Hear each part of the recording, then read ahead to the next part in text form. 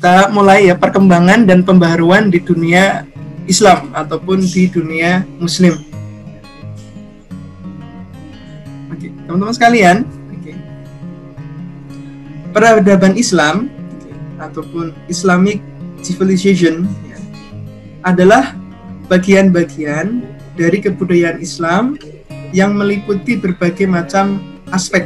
Jadi kalau kita mengkaji sejarah Islam, itu tidak hanya Islam sebagai agama dalam arti Islam sebagai doktrin ataupun Islam sebagai seperangkat aturan-aturan, ada perintah, ada larangan, ada anjuran, tidak cuma itu.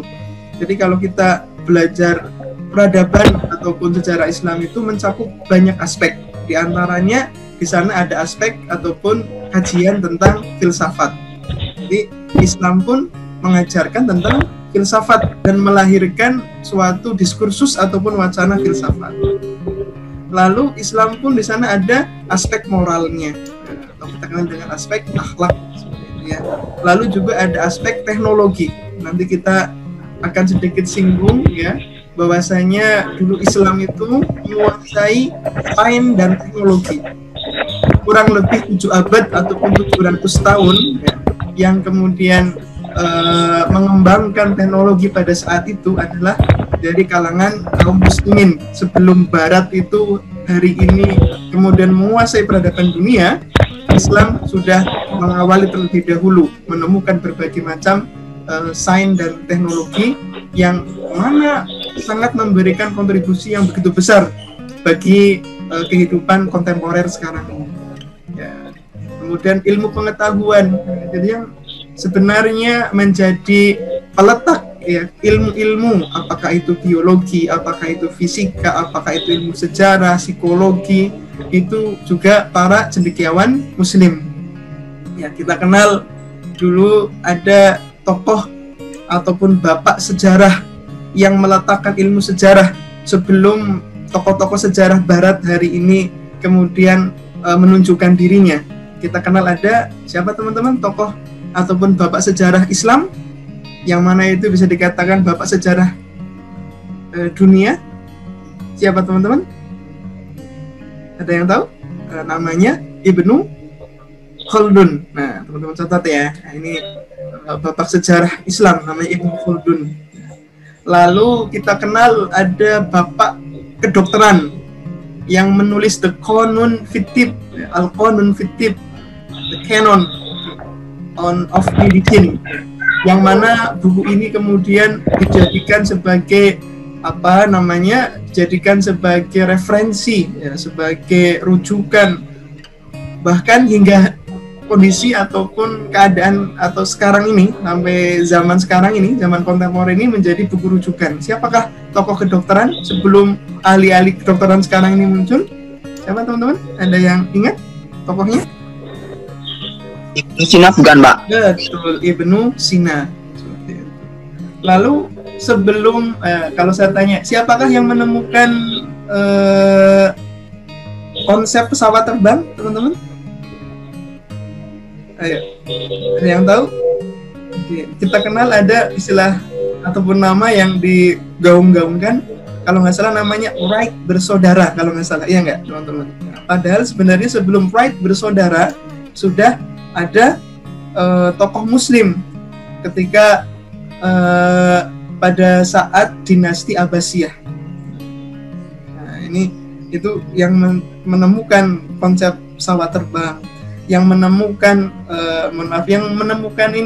kamera, itu juga dari tokoh Muslim, yang menemukan telepon ya, itu kalau kita kenal kan siapa, Alexander Graham Bell gitu. Padahal sebelum dan jauh sebelum Alexander Graham Bell menemukan konsep tersebut sudah ditemukan oleh tokoh-tokoh Muslim terlebih dahulu.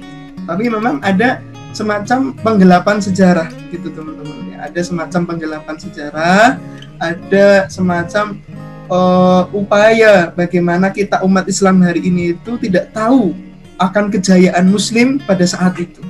Jadi seakan-akan seluruh kemajuan sains dan teknologi hari ini itu adalah kontribusi Barat.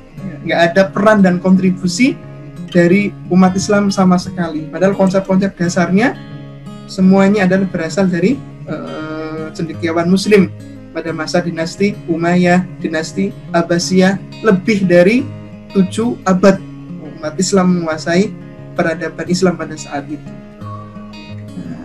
Bahkan dulu teman-teman sekalian, Barat gitu ya, belajar untuk jaya, belajar untuk kemudian bisa bangkit, ya, bangkit kembali, ya, nama istilahnya itu apa?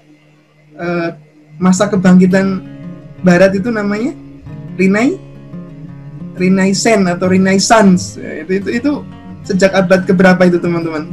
Ya, Renaissance kebangkitan Barat itu abad keberapa teman-teman dalam sejarah? Ayo teman-teman, oke. Abad ke? Mulai abad ke? Sampai 17. Betul, abad ke-16, akhir abad ke-16, akhir abad ke-17, Barat baru kemudian mengalami Renaissance. Nanti ada revolusi industri, revolusi Prancis di Eropa dan seterusnya, itu abad 16, abad 17. Dan sebelum itu, teman-teman sekalian, yang menguasai peradaban dunia siapa? Umat Islam. Ya, gitu. Bahkan dulu umat Islam itu ya menguasai Eropa, teman-teman sekalian. Ya. Diawali dengan apa? Penguasaan salah satu negara di Eropa, yakni mana teman-teman? Spain ataupun Spanyol, yang kita kenal dalam sejarah Islam disebut dengan Andalusia. Ini dulu umat Islam pun menguasai Eropa. Kemudian disitulah kemudian orang Barat itu belajar bagaimana kemudian bangkit, bagaimana kemudian maju kepada siapa teman-teman? Kepada orang Islam, teman-teman sekalian. Dulu orang Barat itu apa? Belajar bahasa Arab. Bahkan orang Barat ketika itu ke Arab-Araban, gitu. Sebagaimana kita hari ini, kita dikuasai dengan bahasa Inggris, teman-teman. Dan kemudian mau nggak mau untuk menguasai berbagai macam ilmu harus menguasai bahasa Inggris. Nah, dulu kalau kita ingin menjadi orang yang menguasai sains dan teknologi harus menggunakan ataupun harus menguasai bahasa Arab. Bahkan orang Barat sendiri ketika itu ke Arab-Araban. Sebagaimana kita sekarang kebanyakan orang Islam malah ke Barat-Baratan. Karena peradabannya sudah kebolak-balik seperti itu. Nah, ini sedikit cerita terkait dengan bagaimana kejayaan umat Islam pada saat itu. Ini di bidang ilmu pengetahuan, di bidang pendidikan, kemudian kesenian, baik itu seni arsitektur, ya, seni bangunan, seni rupa, seni musik. Jadi yang membuat do, re, mi, fa, sol, la, si, do itu tokoh Muslim, teman-teman. Yang kemudian membuat angka 1, 2, 3 gitu ya. Itu ya dari tokoh Muslim. Nah, termasuk banyak sekali teman-teman sekalian ya bahasa-bahasa, katakanlah bahasa Inggris seperti itu ya, yang banyak diambil dari bahasa Arab. Ya, ambil contoh misalkan ada ya, kalau bahasa Inggrisnya kucing itu apa, teman-teman? Cat. Nah, cat itu dari bahasa Arab. Nah, bahasa Arabnya itu kitun. Nah, kitun itu artinya kucing. Ya, lalu diinggriskan menjadi cat. Ya, ini contoh. Kemudian misalkan gula, ya, gula itu bahasa Inggrisnya apa teman-teman? Sugar. Ya, sugar itu sebenarnya berasal dari bahasa Arab, namanya sukar. Ya, sukar. Dan banyak lagi bahasa. Jadi dari bahasanya itu banyak dari bahasa-bahasa Inggris yang kemudian sebenarnya diambil dari bahasa Arab. Karena dulu yang menguasai Eropa adalah bangsa ataupun peradaban Islam pada saat itu. Ini kita harus membangkitkan semangat bahwasanya dulu kita pernah jaya, teman-teman. Ya, kita dulu pernah menguasai peradaban dunia, yang ahli di bidang teknologi, yang ahli di bidang kedokteran, yang ahli di bidang astronomi, yang ahli di bidang seluruh ilmu pengetahuan adalah kita umat Islam, peradaban Islam. Ya, sistem pertanian, sistem irigasi, sistem perdagangan dan lain sebagainya. Dengan kata lain, peradaban Islam adalah bagian dari kebudayaan yang bertujuan untuk memudahkan dan mensejahterakan hidup di dunia dan akhirat. Jadi inilah ya umat Islam yang kemudian tidak hanya memikirkan urusan akhirat saja. Kadang ada sebagian dari kaum muslimin yang terkadang hari ini itu, saya nggak mau lah ngurusi masalah politik, saya nggak mau ngurusi masalah ekonomi, saya nggak mau ngurusi urusan pendidikan, yang penting saya kan sholat, yang penting saya kan ngaji, ngurusi masalah akhirat saja, jadi tokoh sufi gitu ya. Padahal nggak seperti itu ya. Seorang muslim itu ya, yang beragama Islam itu harus apa? Ya harus memang betul orientasi ataupun tujuan akhir dari kehidupan kita adalah di akhirat kelak, tetapi kita sekarang tinggal di dunia. Maka dalam Quran surat Al-Qasas ayat 77, wabtahi fima ataqallahu darul akhirata walatansa nasibaka minad dunya. Jadi kejarlah, jadikanlah orientasi akhirat itu, tetapi walatansa nasibaka minad dunya. Jangan kemudian kita melupakan keberadaan kita, kemudian upaya kita untuk memakmurkan bumi ini. Urusan dunia pun jangan kemudian dilupakan. Ataupun doa yang sering kita panjatkan, Rabbana atina fid dunya hasanah wa fil akhirati hasanah wa qina adzabannar. Katakan kesejahteraan, kebahagiaan ya, baik di dunia maupun juga di akhirat. Ini harus menjadi prinsip awal bahwasanya umat Islam dulu pernah jaya. Maka kemudian hari ini ada yang kemudian memberikan semacam istilahnya romantisme sejarah gitu. Romantisme sejarah, umat Islam itu nggak mengenal obat-obat kimia, umat Islam itu nggak mengenal alat-alat kesehatan. Kalau sakit apapun itu cukup dengan bekam, cukup dengan madu, cukup dengan katakanlah tibun nabawi, nggak seperti itu. Dalam perkembangannya dulu yang menemukan alat bedah, yang menemukan model ataupun tata cara operasi dan lain sebagainya adalah tokoh muslim. Karena perkembangan zaman itu kemudian menuntut memberikan solusi dari berbagai macam persoalan yang muncul dari zaman ke zaman itu. Ya, kita perlu pahami dari sini. Oke, berikutnya teman-teman sekalian, seperti apa? Oke, contoh ya kontribusi umat Islam dalam memajukan peradaban dunia pada saat itu, dan tentu kontribusinya bisa kita rasakan hingga saat ini sepanjang abad ke-12 sampai kemudian abad ke-17. Dimulainya peradaban Nabi Muhammad, kemudian dilanjutkan Khulafaur Rasyidin, kemudian dilanjutkan kekhalifahan ataupun dinasti Umayyah, kemudian setelah itu dinasti Abbasiyah, sampai kemudian yang terakhir adalah dinasti Utsmaniyah di Turki, Utsmani. Wah, itu kontribusi peradaban Islam sangat luar biasa. Sejak abad ke-12 sampai 17. Nah, Barat itu baru lahir atau Barat baru kemudian bangkit ketika abad ke-17 tadi dengan Renaissance tadi. Tapi sebelum itu yang memimpin peradaban dunia adalah peradaban Islam, Islamic civilization. Nah, dari karya tulis kaum muslimin di bidang filsafat, sains, kedokteran, seni, itu karya tulis tersebut dialihbahasakan ke bahasa Latin. Jadi buku-buku yang sekarang ini dipelajari oleh para ilmuwan, oleh kita yang belajar itu, yang kemudian berbahasa Latin ataupun berbahasa Inggris ya, awalnya adalah menggunakan bahasa Arab. Pada masa penjajahan ataupun ekspansi Barat ke negara-negara Muslim, karya-karya Islam yang berbahasa Arab itu kemudian diapakan teman-teman? Dikumpulkan lalu dibakar, dan dalam satu riwayat sejarah itu ditenggelamkan ke laut seperti itu. Sehingga tinggal sedikit katakanlah karya-karya ilmiah yang kemudian menjadi hasanah kekayaan dari peradaban Islam itu sendiri. Termasuk dalam satu sisi teman-teman sekalian, orang-orang Eropa ataupun orang-orang Barat ketika itu mereka mengalih bahasakan ilmu-ilmu yang telah ditulis oleh para tokoh-tokoh Muslim dari berbagai macam bidang itu, dan mereka tidak cuma menerjemahkan, tapi mereka melakukan upaya sekularisasi. Teman-teman tulis ya, upaya sekularisasi. Apa itu? Jadi dulu ya, ketika orang itu belajar tentang filsafat, belajar tentang biologi, belajar tentang fisika, belajar tentang astronomi, kedokteran, dan ilmu-ilmu yang lain. Di situ penuh dengan nilai-nilai dan prinsip-prinsip Islam. Fisika dikaitkan dengan Islam, biologi dikaitkan dengan Islam, psikologi dikaitkan dengan Islam. Nah, unsur-unsur Islamnya oleh orang Barat itu dibuang. Maka kemudian hari ini ilmu yang kita pelajari, sadar nggak sadar, sebenarnya ilmu yang sudah tersekulerkan.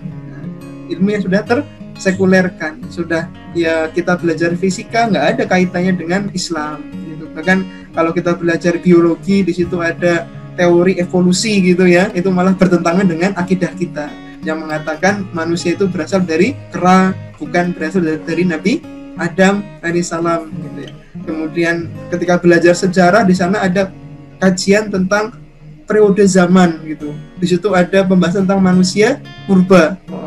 Ini sesuai nggak dengan akidah kita? Jelas-jelas berbeda, teman-teman. Itu masa katanya berawal dari, kalau di Nusantara ada Pithecanthropus, Paleojavanicus, terus siapa lagi itu, Homo sapien, Homo soloensis, Erectus apa dan sebagainya, itu sebenarnya buatan-buatan orang Barat yang kemudian bagaimana kemudian akidah kita terdangkalkan, karena dalam keyakinan kita jelas manusia pertama adalah Nabi Adam alaihissalam, dan kemudian Siti Hawa diambil dari tulang rusuk Nabi Adam, kemudian beranak pinak sampai kemudian kita. Oke. Nah, jadi umat Islam memberikan sumbangan eksperimental mengenai metode teori sains, luar biasa ya. Dari sains yang berkembang sekarang, teori dan konsep dan metodenya itu sudah diletakkan ataupun sudah dibuat oleh para cendekiawan muslim. Kita kenal misalkan ahli filsafat, ada ahli filsafat sekaligus ahli tasawuf gitu. Sekaligus juga ahli di bidang kedokteran, ahli di bidang ilmu-ilmu yang lainnya, ada Fakhruddin Ar-Razi, ada Imam Al-Ghazali ya. Bahkan Ibnu Sina kalau di barat, sekarang Eropa disebut dengan Avicenna ya. Itu tokoh muslim. Kemudian Ibnu Rushd atau disebut dengan Averroes, itu kan tokoh muslim yang kemudian menginspirasi barat untuk bangkit. Ini banyak sekali tokoh muslim yang menginspirasi peradaban modern sekarang yang notabene-nya dipegang oleh peradaban barat. Kemudian teman-teman sekalian, lembaga-lembaga pendidikan pun pendidikan Islam pun telah didirikan jauh sebelum bangsa Eropa itu bangkit. Sistem notasi, kemudian desimal Arab ya, tadi terkait dengan not do re mi fa sol la si do, terkait dengan musik, kemudian angka-angka 1, 2, 3, wah itu semua ditemukan ataupun dikonsepkan oleh orang-orang muslim. Nanti mungkin ada satu video teman-teman ya yang menunjukkan bahwa ada peradaban Islam yang tersembunyikan atau sengaja disembunyikan dan ditutup-tutupi oleh Barat. Nanti akan saya share ya teman-teman ya, untuk tambahan bentuk video di YouTube. Nanti akan saya share linknya insyaallah di My Class ataupun di WhatsApp group seperti itu. Oke, sampai di sini bisa diikuti teman-teman. Kalau ada yang nggak jelas boleh langsung disampaikan atau bertanya ya teman-teman sekalian. Oke. Nggak ada yang bobo kan, semua memperhatikan ya. Oke, yang ngantuk boleh ke belakang ambil air wudhu atau cuci muka dulu ya. Oke. Nah, berikutnya terkait dengan periodisasi peradaban Islam. Tadi sudah kita singgung sedikit teman-teman sekalian ya. Nah, jadi terkait dengan periodisasi peradaban Islam ini, pertama ya, periode klasik. Periode klasik ini bisa dikatakan sebagai the golden age gitu ya, ataupun masa-masa puncak kejayaan umat Islam itu sendiri, the golden age. Ini mulai dari diutusnya Nabi Muhammad SAW sekitar 650 Masehi ya, ketika beliau diangkat sebagai Nabi, sampai tahun abad ke-12 1250 Masehi. Ini masa kenabian Nabi Muhammad SAW, kemudian masa Khulafaur Rasyidin, ya, ada 4 khalifah di sana. Teman-teman bisa menyebutkan siapa? Khulafaur Rasyidin ada 4. Ada Abu Bakar As-Siddiq, kemudian Umar bin Khattab, kemudian Utsman bin Affan dan Ali bin Abi Thalib. Ya, lalu kemudian sepeninggal para sahabat ataupun Khulafaur Rasyidin, kemudian dilanjutkan kekhalifahan dinasti Umayyah, lalu kemudian dinasti Abbasiyah. Sebentar teman-teman sekalian, saya mengatur posisi dulu.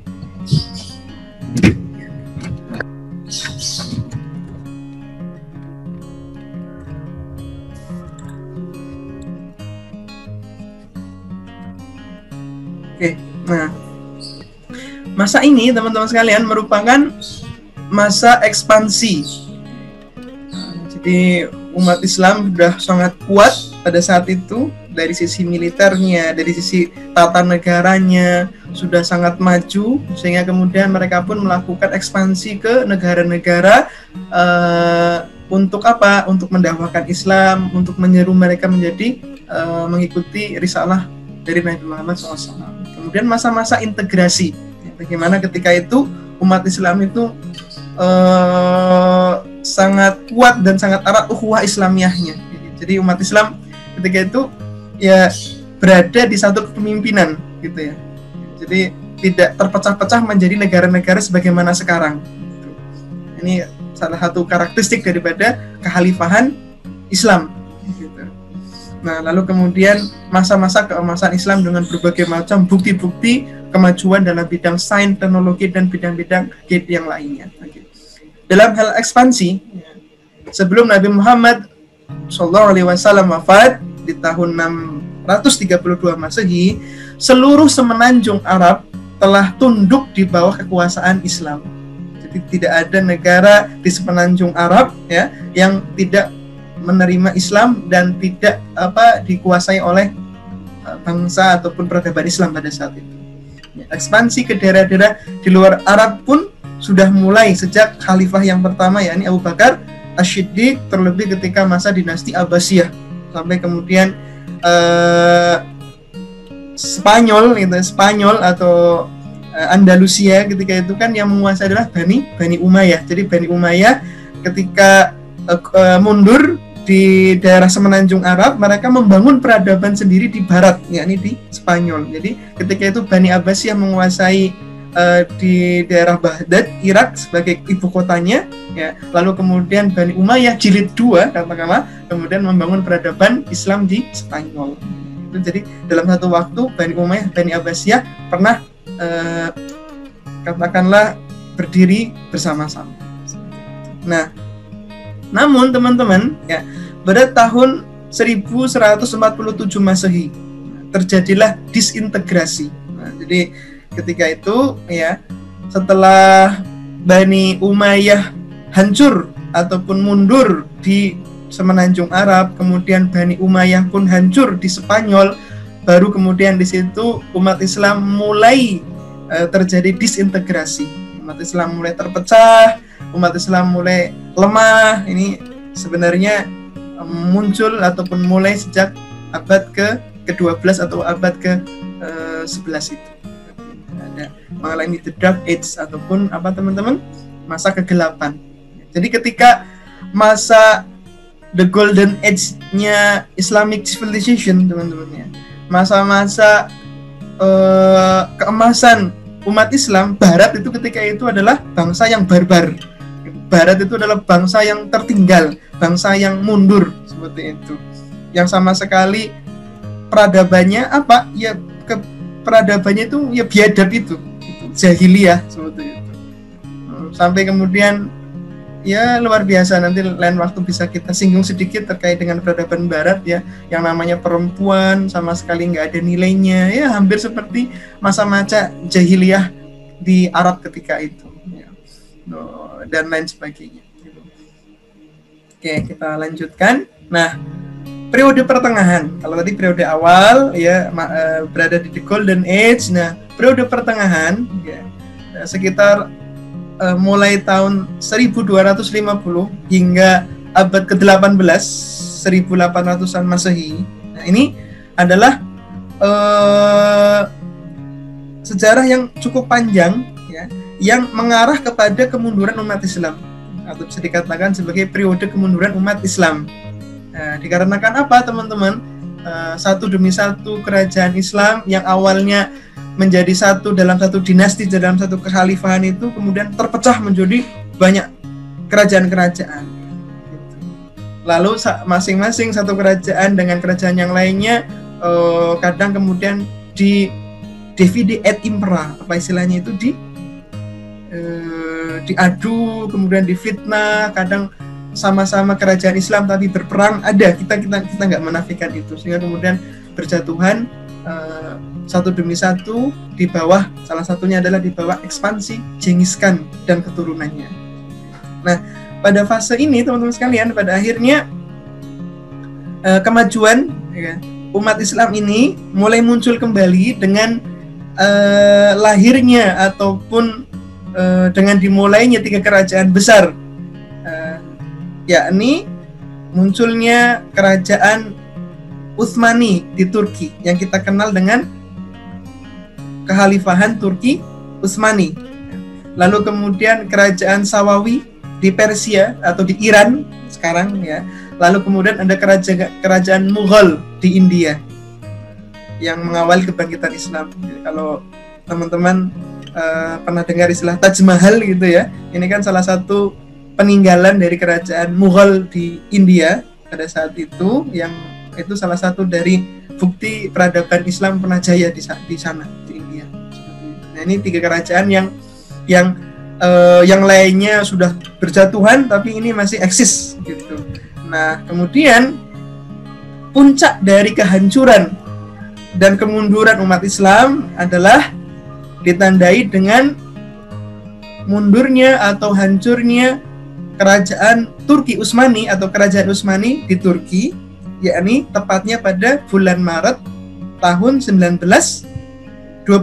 Nah, teman-teman bisa dicatat teman-teman ya, karena kalau kita kaitkan sejarah ini dengan misalkan fase-fase periode zaman, kita kaitkan dengan kajian tentang akhir zaman, itu akan berkaitan dengan sejarah yang telah terjadi ini.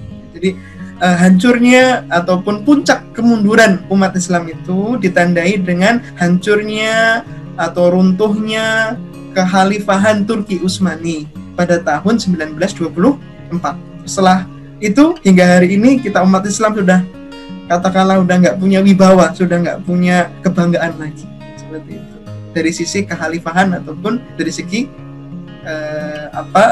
kesatuan umat Islam itu. Kita udah kemudian terbagi-bagi menjadi negara-negara yang tidak ada integrasi antar satu dengan yang lain. Oke. Nah, periode modern teman-teman sekalian ya, di dalam peradaban Islam ya, dimulai sejak tahun 1800 atau abad ke-18 hingga sekarang. Nah, kalau sekarang bisa dikatakan zaman kontemporer gitu ya, zaman kontemporer, karena yang sedang kita rasakan sekarang kan yang kontemporer itu sendiri gitu. Jadi, nah, periode ini merupakan awal kebangkitan umat Islam kembali, ditandai dengan berbagai macam munculnya pemikiran-pemikiran pembaruan di dalam Islam. Jadi tadi ketika 1924 Turki Utsmani itu hancur, nah sebelum hancurnya itu mulai ada percikan-percikan pemikiran ya, dari beberapa tokoh, yang mana tokoh-tokoh ini ada semacam pemikiran, ayo umat Islam itu bangkit, ya, umat Islam itu harus bangun dari tidurnya supaya kita bisa meraih kembali kejayaan umat Islam sebagaimana masa-masa ketika dinasti Umayyah, dinasti Abbasiyah, apalagi ketika masa Khulafaur Rasyidin dan zaman Nabi Muhammad SAW. Nah, periode ini teman-teman sekalian merupakan zaman kebangkitan kembali. Teman-teman kasih tambahan ya, zaman kebangkitan kembali peradaban Islam. Ekspedisi Napoleon Bonaparte pada saat itu ke Mesir, ya, yang berakhir pada tahun 1801 ya, Masehi, membuka mata dunia Islam akan kemunduran dan kelemahan umat Islam di mata bangsa-bangsa Eropa yang dapat membahayakan umat Islam. Maka timbullah apa yang disebut dengan aliran pemikiran dan pembaharuan dalam Islam. Jadi masa-masa ekspansi bangsa Eropa gitu ya, bangsa Barat, mereka banyak melakukan kolonialisasi ke negara-negara Islam pada saat itu. Ini kemudian melahirkan banyak tokoh dan melahirkan kesadaran bahwasanya kalau kita diam saja, kita akan terjajah terus seperti itu. Nah, di Indonesia sendiri kita ketika itu mendapatkan penjajahan gitu ya, kolonialisasi dari Eropa selama berapa tahun teman-teman? Selama berapa tahun kita dijajah bangsa Indonesia oleh Eropa, oleh Barat ketika itu? Dari Belanda 350 tahun. Betul, gitu. 3,5 abad teman-teman. 350 tahun kita pernah dijajah. Nah, pun demikian juga dengan Mesir, ya, kemudian India, kemudian Malaysia, dan beberapa negara-negara lain yang notabene itu adalah negara Islam itu, ya, sekian ratus tahun dijajah oleh Eropa pada saat itu. Ini sejarah berbicara seperti itu. Maka kemudian beberapa tokoh Muslim mereka punya pemikiran, ayo kita harus bangkit, ayo kita lawan penjajahan ataupun kolonialisasi Eropa atau bangsa-bangsa Barat pada saat itu. Ini kan sangat membahayakan. Kalau nggak kita lawan, maka kita nggak akan merdeka dan akan terus dijajah seperti itu. Meskipun sekarang kita sudah merdeka, hakikatnya masih banyak aspek-aspek yang sadar nggak sadar masih dijajah, ekonominya, gitu kan, pemikirannya, budayanya, dan aspek-aspek yang lain. Meskipun katanya udah merdeka, udah berdaulat, tapi masih banyak aspek yang kemudian kita sadar nggak sadar masih dijajah oleh bangsa-bangsa Barat ataupun di Amerika dan bangsa Eropa yang lain. Oke, untuk sekalian, peradaban Islam di masa-masa ini tertinggal sangat jauh dari peradaban dunia Eropa ataupun peradaban Barat itu. Dunia Islam terpuruk dikarenakan salah satu sebabnya adalah pintu ijtihad tertutup. Jadi muncul dalam peradaban Islam sebagian kaum muslimin yang tadi sudah saya singgung di awal, mereka sibuk hanya mengurusi urusan akhirat saja. Mereka tidak berupaya untuk kemudian bagaimana memberdayakan kemampuannya dalam mengelola sumber daya yang ada di dunia ini. Maka bermunculan aliran-aliran tarekat, teman-teman, thariqat atau tarekat, aliran-aliran sufi, yang mana mereka nggak mau memikirkan urusan dunia. Ataupun tadi minimnya perhatian terhadap ilmu pengetahuan. Udahlah, kita nggak usah ngurusi masalah ilmu pengetahuan, kan semua udah dipegang oleh Barat. Nah, ini pun kemudian menjadi faktor yang membuat kita tertinggal jauh hingga saat ini. Nah, penerima Nobel, gitu, penghargaan dari berbagai macam bidang keilmuan, gitu, rata-rata dari Barat. Sementara kita dari cendekiawan Muslim ya 1-2 saja. Dan juga para penemu-penemu atau pengembang sains dan teknologi sekarang ini pun rata-rata dari Barat. Maka teman-teman ini para calon sarjana di teknologi informasi, ayo ya teman-teman itu jangan hanya menjadi pengguna saja, user dari teknologi, jadi apa? Jadi produsen gitu teman-teman ya, menciptakan suatu hal yang baru yang digunakan untuk apa? Kemanfaatan dan kemaslahatan umat Islam gitu. Nah, ini kontribusi teman-teman harus jelas gitu, jangan sampai teman-teman hanya sebagai pengguna atau bahkan korban dari teknologi itu sendiri. Barat membuat game, teman-teman seharian semalaman nge-game terus itu bukan, maka jadi korban teknologi gitu ya.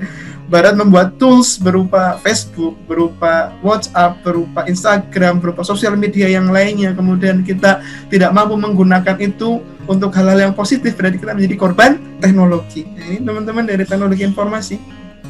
Ya, apa kontribusi teman-teman gitu ya, yang sudah pakar di bidang apa istilahnya ya, networking lah, apa database apa dan sebagainya itu harus dimanfaatkan untuk kemaslahatan umat. Jangan ya harus menjadi problem solver gitu ya. Kata Bu Tejo, harus jadi manusia yang solutif seperti itu ya. Jangan menjadi part of problem atau bahkan menjadi troublemaker gitu ya. Oke. Nah, pemikiran di kalangan umat Islam yang tengah mengalami kemandegan dan kondisi kehidupan keberagamaan yang telah banyak mengalami kontaminasi, penyimpangan, dan pembauran dengan berbagai macam kepercayaan dan paham yang menyeleweng dari ajaran Islam yang murni. Jadi pada saat itu kondisi umat Islam itu, dan mungkin sebagiannya kita rasakan juga hari ini, ya seperti itu. Banyak mengalami kontaminasi, kita nggak jelas, kita nggak tahu mana yang benar, mana yang salah, mana yang hak, mana yang batil, mana budaya Islam, mana budaya-budaya asing dan aseng, serta budaya barat, sehingga banyak dari sekarang kita umat Islam yang kebarat-baratan, cara berpikirnya kebarat-baratan, cara bergaulnya kebarat-baratan, dan berbagai macam hal sudah istilahnya westernized gitu ya, udah terbaratkan, sadar nggak sadar. Bahkan kita kadang sampai punya anggapan, kamu kok kuno banget sih, klasik banget tuh, kemana-mana pakai koko, pakai baju muslim, ini loh saya gaul, di mana-mana celananya sobek-sobek gitu, rambutnya ngepang apa, itu baru gaul, baru modern kamu dan sebagainya. Nah, ini sadar nggak sadar kita udah terbaratkan. Budaya pacaran, free sex gitu, itu kan budaya barat teman-teman. Di Islam apakah ada pacaran? Ada, bahkan berpahala gitu ya, tapi setelah menikah. Nah, tapi kalau sebelum menikah, teman-teman semester 3, semester 5, semester 7 gitu, udahlah, fokus ngerjain TA dulu teman-teman ya. Nanti jodoh itu pasti ya akan indah pada saatnya nanti gitu ya, biar fokus dulu. Oke, kita lanjutkan. Nah, di sini kita memberikan beberapa contoh ya, tokoh-tokoh pembaharu dalam dunia Islam sekalian. Kita kenal yang satu, pertama adalah Muhammad atau Syekh Muhammad bin Abdul Wahhab. Nah, ini tidak bisa dipungkiri dan itu diakui oleh umat Islam menjadi salah satu tokoh pembaharu dalam dunia Islam. Nah, apa hal baru ya, atau pemikiran-pemikiran dari Syekh Muhammad bin Abdul Wahhab agar umat Islam itu bisa maju kembali, bisa paham mana yang benar, mana yang salah, mana yang hak, mana yang batil, mana yang tauhid, mana yang syirik, dan seterusnya. Salah satu prinsip pemikirannya, dan Syekh Muhammad bin Abdul Wahhab ini teman-teman salah satu di antara tokoh yang mempengaruhi pemikiran dari pendiri Muhammadiyah. Siapa? Kiai Haji Ahmad Dahlan. Khususnya semangat beliau untuk melawan syirik dan TBC. Dari siapa? Syekh Muhammad bin Abdul Wahhab. Prinsipnya apa? Yang ditawarkan oleh Syekh Muhammad bin Abdul Wahhab, yang kemudian di Indonesia ya, yang bisa disilakan dengan Wahabi itu gitu ya. Jadi kan dirujuk ke sini, ke Syekh Muhammad bin Abdul Wahhab. Di antaranya adalah membersihkan segala kesyirikan, ya, praktek-praktek kesyirikan, kemudian tahayul, bid'ah, dan khurafat. Nah, ini pemikiran beliau. Nah, dalam menjalankan upaya untuk purifikasi, ya, membersihkan segala kesyirikan, tahayul, bid'ah, dan khurafat, baik dalam akidah kita, baik dalam ibadah kita, baik dalam pengamalan Islam kita, itu bisa dikatakan misinya cukup berhasil karena Syekh Muhammad bin Abdul Wahhab itu didukung penuh oleh kerajaan Arab pada saat itu. Nah, lalu kemudian pemikiran berikutnya apa? Berupaya untuk mengembalikan ajaran Islam itu agar kembali ataupun sesuai dengan Al-Quran dan As-Sunnah. Back to the Quran and Sunnah. Ar-ruju' ilal Quran was Sunnah. Nah, ini salah satu dari pemikiran Syekh Muhammad bin Abdul Wahhab. Nah, ini yang kemudian banyak juga mempengaruhi nanti siapa? Kiai Haji Ahmad Dahlan dalam perkembangan. Oke, tokoh yang lain kita kenal ada Syekh Muhammad Jamaluddin Al-Afghani dari Afghanistan. Nah, ini juga tokoh yang mempengaruhi pemikiran Gajah Madanan juga, teman-teman sekalian. Ya. Seperti apa prinsip pemikirannya? Umat Islam harus kembali kepada ajaran Islam yang benar. Karena pada kenyataannya tadi sudah kita singgung, banyak umat Islam yang nggak tahu dengan Islamnya itu sendiri. Banyak umat Islam yang nggak paham dengan Quran, banyak umat Islam yang nggak paham dengan sunnah ataupun hadis, bahkan banyak yang buta dengan Al-Quran, buta dengan agamanya yang dianutnya. Jadi agama sekedar, atau Islam hanya sekedar Islam-Islaman gitu ya. Atau yang dalam konteks kita ya mungkin juga terjadi sekarang hari ini ya, Islam identitas ataupun Islam KTP, dan dulu juga banyak seperti itu karena kita udah terninabobokan dengan peradaban Barat pada saat itu, dan sampai sekarang pun juga ada kaum muslimin yang seperti itu. Nah, maka bagaimana umat Islam itu harus kembali kepada ajaran Islam yang benar. Lalu bagaimana pemerintahan yang ada di negara-negara yang udah terpecah-pecah tadi gitu, menjadi pemerintahan yang demokratis, yang dilandasi dengan mufakat. Jadi karena memang sistem demokrasi itu kalau kita kaji secara genealoginya, asal usulnya itu ya berasal dari Barat, teman-teman ya. Demos Kratos gitu ya. Apa itu Demos Kratos? Teman-teman udah ngambil Pancasila dan keluarga negaraan kan? Ya, Demos Kratos, apa itu Demos? Demos artinya adalah masa rakyat gitu ya. Kalau Kratos artinya adalah kekuasaan ya. Jadi demos itu masyarakat atau rakyat. Maka kalau demokrasi itu adalah kekuasaan dari rakyat, oleh rakyat, dan untuk rakyat. Maka yang menjadi pemegang kedaulatan tertinggi adalah rakyat sebenarnya kalau dalam sistem demokrasi. Tapi itu nggak apa-apa menggunakan sistem seperti itu, tapi harus dilandasi dengan mufakat, dalam arti ada unsur-unsur Islam yang harus kita terapkan dalam sistem demokrasi tadi. Ini usulan ataupun pemikiran dari Jamaluddin Al-Afghani. Lalu berikutnya pemikiran yang lain, teman-teman, beliau pun menawarkan agar bagaimana terciptanya yang diistilahkan dengan pan-islamisme. Apa itu pan-islamisme, teman-teman? Solidaritas umat Islam ataupun terjalinnya persatuan umat Islam di seluruh belahan dunia ini. Bolehlah sekarang kita terbagi-bagi menjadi Indonesia, menjadi Malaysia, menjadi India, menjadi Arab Saudi, menjadi Mesir, menjadi Lebanon, Maroko, dan lain sebagainya. Nggak apa-apa terpecah-pecah sebut, tapi kemudian harus terjalin ataupun terajut ukhuwah Islamiyah di antara negara-negara Islam tadi, supaya kita kuat. Karena kalau kita nggak kuat, kita mudah terkambing hitamkan, kemudian dipecah belah. Nah, ambil contoh misalkan di Timur Tengah sekarang itu ya, negara-negara Arab itu ya, negara-negara di Timur Tengah kan hancur satu persatu karena mereka terintervensi oleh di Eropa, oleh Amerika, sehingga kemudian satu dengan yang lainnya sudah nggak ada solidaritas tadi, sehingga kemudian mudah dihancurkan. Terlebih negara-negara di Timur Tengah merupakan negara yang kaya dengan minyak, dan itu mudah dimanfaatkan oleh Barat. Mereka berperang satu dengan yang lainnya dan hancur lebur. Mudah-mudahan Indonesia jangan sampai, dan teman-teman lah ya menjadi pelopor dari solidaritas umat Islam, negara-negara Islam di kondisi sekarang. Nah, berikutnya tokoh yang pembaru yang lain, dan ini juga tokoh yang sangat mempengaruhi Ki Hajar Dahlan adalah apa? Muhammad Abduh. Prinsip pemikirannya seperti apa, teman-teman? Kejumudan menurut Muhammad Abduh adalah faktor utama kemunduran umat Islam. Apa itu jumud, teman-teman? Ada yang tahu? Jumud itu apa? Jumud?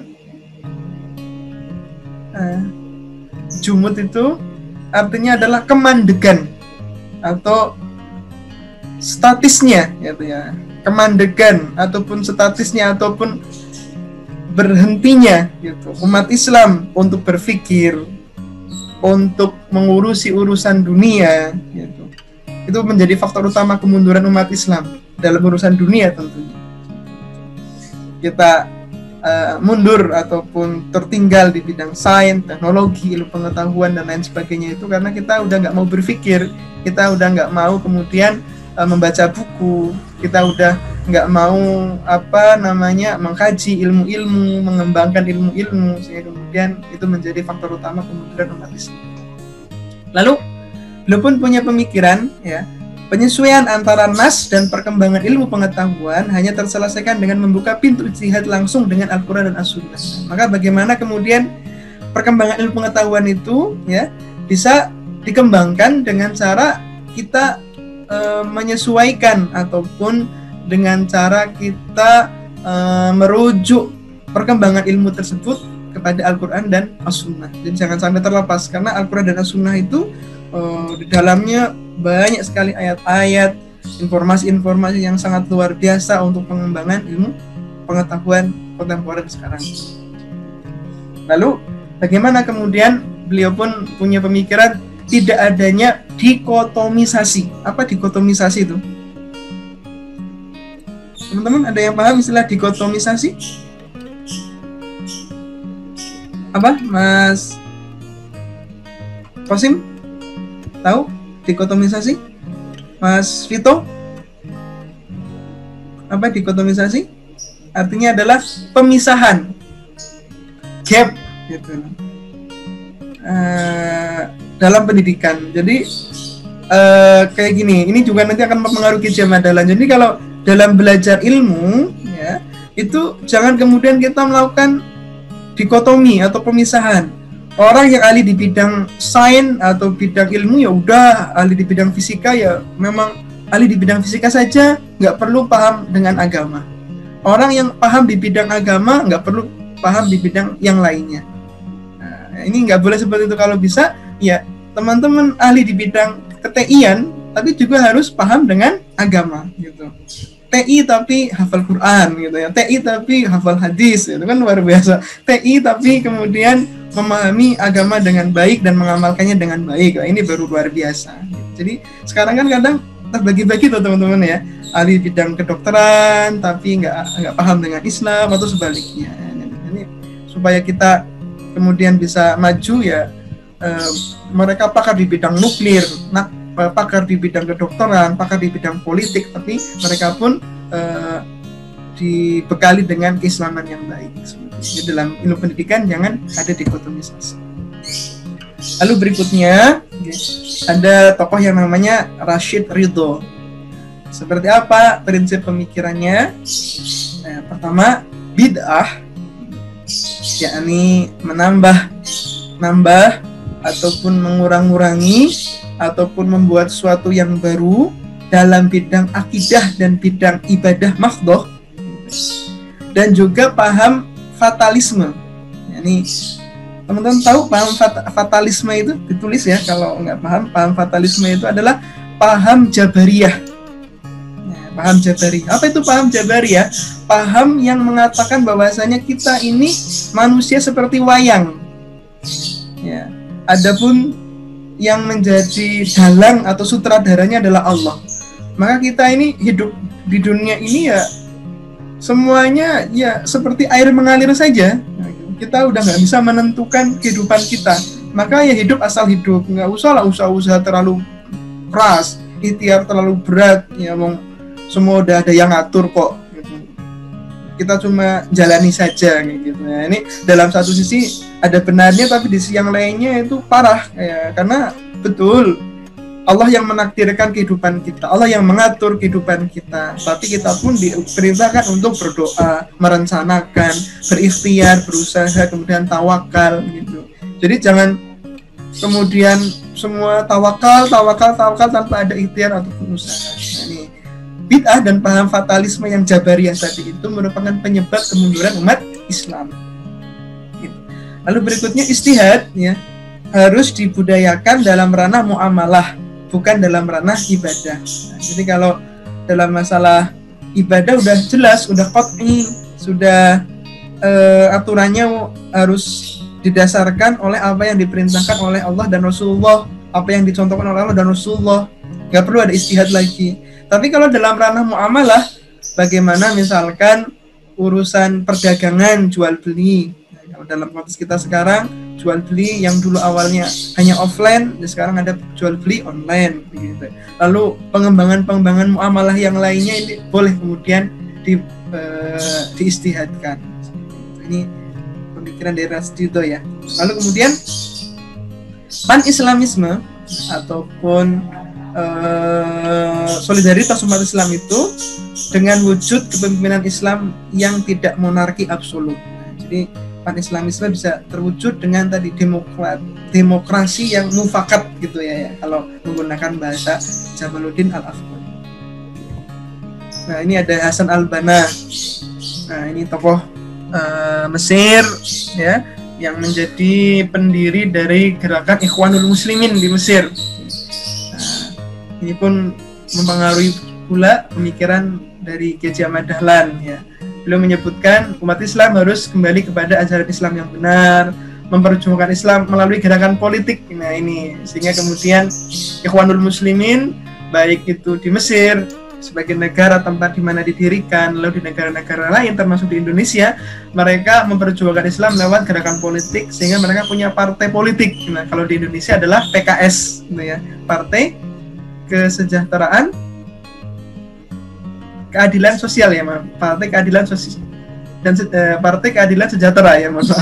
PKS itu merujuk ke Ikhwanul Muslimin ya. Ini karena mereka punya keyakinan ya Islam perlu diperjuangkan lewat gerakan politik, sehingga dimanapun ada Ikhwanul Muslimin di sana pasti ada partai politik.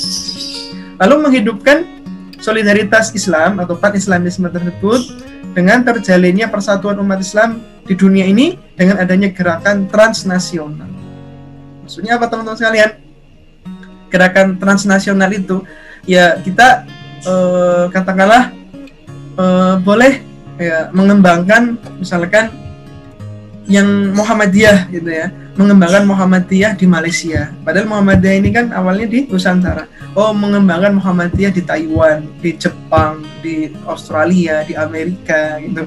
Itu dengan apa caranya ya? Tadi mengembangkan pemikiran-pemikiran Islam yang modern sehingga kemudian nanti disitulah terjalinnya persatuan umat Islam dari berbagai macam ormas-ormas yang ada, yang lintas negara tentunya. Oke. Nah, adapun teman-teman sekalian ya yang menjadi objek utama ya pemikiran kita ataupun kajian kita pada kesempatan kali ini adalah ini prinsip pemikiran dari Kiai Ahmad Dahlan, yang mana beliau banyak dipengaruhi oleh tokoh-tokoh yang sebelumnya tadi yang udah kita kaji. Ya. Di antaranya pokok pikiran dari Kiai Ahmad Dahlan adalah ajaran Islam harus diterapkan hingga dapat dinikmati ajarannya dalam kehidupan. Jadi katakanlah kalau kita mengkaji ayat Al-Quran ataupun hadis tidak hanya sekedar dihafal, tidak sekedar kemudian dipahami, tapi bagaimana kemudian ajaran Islam yang tertuang dalam Quran dan As-Sunnah tersebut harus bisa diterapkan dalam kehidupan kita dan dinikmati dampak positifnya. Ya, ambil contoh misalkan teman-teman di Muhammadiyah itu ataupun Muhammadiyah itu dikenal dengan gerakan Al-Ma'un. Gerakan Al-Ma'un itu terinspirasi dari salah satu surat di dalam juz amma ya, di dalam Al-Quran, yakni Quran surat Al-Ma'un. Ya, itu gimana bunyinya teman-teman? Ara'aital ladzi yukadzibu bid-din fadzalikal ladzi yad'ul yatim wa la yahuddu 'ala ta'amil miskin fawailul lil musallin allazina hum an salatihim sahun alladzina hum yura'una wa yamna'una. Itu satu surat ini subhanallah. Dari situ kan ayatnya berbunyi ara'aital ladzi yukadzibu bid-din. Apakah kalian tahu siapa orang yang mendustakan agama? Ara'aital ladzi yukadzibu bid-din fadzalikal ladzi yad'ul yatim wa la yahuddu 'ala ta'amil miskin. Oke, kemudian fawailul muslimin dan seterusnya yang isi kandungannya kurang lebih adalah belum bisa dikatakan sebagai seorang muslim yang baik, akan dikatakan pendusta agama. Belum bisa dikatakan sebagai seorang muslim yang saleh, maka dikatakan sebagai pendusta agama. kalau baru memikirkan urusan pribadinya. Dia sholat, dia tahajud, dia baca Quran, tetapi kemudian lingkungan sekitarnya dia nggak tahu. Dia nggak peduli dengan para janda-janda, para anak-anak yang terlantar, para orang tua yang udah jompo, seperti itu tidak kemudian dipedulikan. Nah kemudian dari surat tersebut itu lalu dibuat gerakan Al-Ma'un. Ya, gerakan Al-Ma'un nanti lain waktu akan kita bahas kembali ya. Yang dari situ kemudian lahirlah gerakan schooling, feeding, and healing. Ya, gitu ya. Jadi apa itu schooling? Bagaimana orang-orang yang nggak bisa sekolah lalu bisa disekolahkan. Bagaimana mereka yang tidak mampu untuk berobat lalu kemudian diberi fasilitas untuk bisa berobat secara gratis ataupun membuat rumah sakit seperti itu. Kemudian ada feeding gitu. Bagaimana mereka yang miskin, yang terlantar kehidupannya itu kemudian diberdayakan. Nah, ini kan langsung terasa ya, bagaimana Islam itu dirasakan kemanfaatannya untuk lingkungan sekitar ataupun umat secara. Oke, nanti lain waktu akan kita bahas secara lebih detail. Ini sekilas saja. Sumber hukum Islam adalah Al-Quran dan As-Sunnah Al-Maqbulah. Nah, nanti kita juga akan detailkan ini apa yang dimaksud dengan As-Sunnah Al-Maqbulah ya, yang dipahami dengan metode Bayani, Burhani, dan Irfani. Ini pun nanti kita bahas kembali ya. Apa itu Bayani, Burhani, dan Irfani. Ini kita tinggal 10 menit lagi ya, teman-teman. Lalu kemudian musuh umat Islam adalah kebodohan, kemiskinan, kezaliman, dan ketidakadilan. Lalu untuk melakukan upaya dakwah yang dilakukan oleh Kiai Haji Ahmad Dahlan adalah purifikasi dan dinamisasi dalam ajaran Islam. Nah, ini Kiai Haji Ahmad Dahlan menjadi salah satu tokoh pembaru di dalam dunia Islam. Pikiran-pikiran seperti ini. Nanti detailnya akan kita jabarkan di pertemuan berikutnya ya, teman-teman, tentang Kiai Haji Ahmad Dahlan. Nah, lalu yang terakhir yang ada di Indonesia ada Kiai Haji Hasyim Asy'ari. Siapa beliau? Kiai Haji Hasyim Asy'ari itu, teman-teman? Pendiri NU ya, NU. Pendiri Nahdlatul Ulama. Sebenarnya apa pemikirannya? Pertama, teologi atau keimanan adalah dasar dalam menjalani hidup. Sufisme hidup dengan kesederhanaan.